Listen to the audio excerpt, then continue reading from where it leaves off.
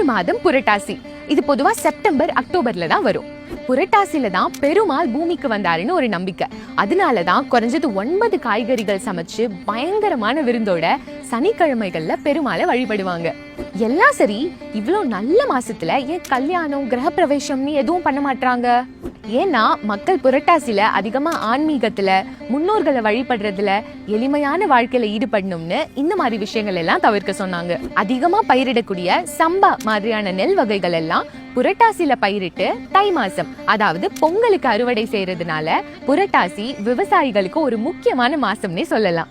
எல்லாம் சரி, இந்த நான்வெஜ் அது என்ன கதைன்னு கேட்டீங்கன்னா, புரட்டாசி அப்ப வர சீசனல் சேஞ்சஸ்னால அதிகமான மழையும் இல்லாம கம்மியான மழையும் இல்லாம கிளைமேட் சேஞ்ச் ஆயிட்டே இருக்கும். இதனால நிறைய பேருக்கு ஈஸியா உடம்பு சரியில்லாம போகும்.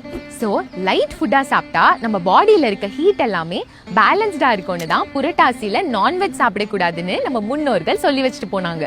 அண்ட் ஆல்சோ சனிக்கிழமைகள்ல நிறைய பேரு ஒரு பொழுது, அதாவது 1 மீல் ஃபாஸ்டிங் இருப்பாங்க. அதனால நம்ம பாடி சூப்பரா டீடாக்ஸ் ஆகும். சோ உங்க அல்ட்ரா ப்ரோமேக்ஸ் நான்வெஜ் ஃப்ரெண்டுக்கு இந்த ரீலை ஷேர் பண்ணி இந்த மாசம் ஃபுல்லா வெஜ் சாப்பிட சொல்லி அடிச்சு சொல்லுங்க.